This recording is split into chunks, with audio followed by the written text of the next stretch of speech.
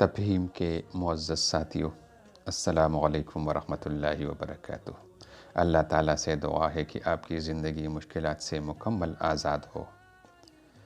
امید ہے آپ سب خیریت سے ہوں گے انشاءاللہ۔ میں اللہ تعالیٰ سے دعا گو ہوں کہ آپ سب ہمیشہ خیریت سے رہیں، آمین۔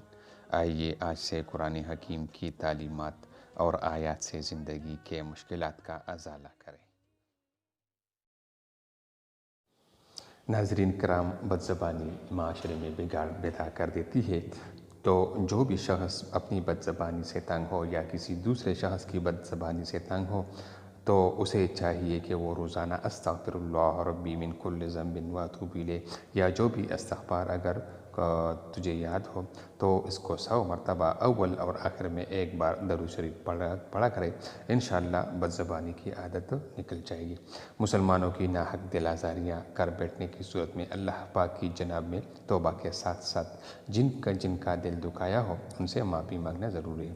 حضرت سیدنا حذیفہ رضی اللہ تعالیٰ عنہ نے بارگاہ رسالت میں زبان کی تیزی کی شکایت کی تو فرمایا، تم استغفار کو لازم کیوں نہیں کر لیتے؟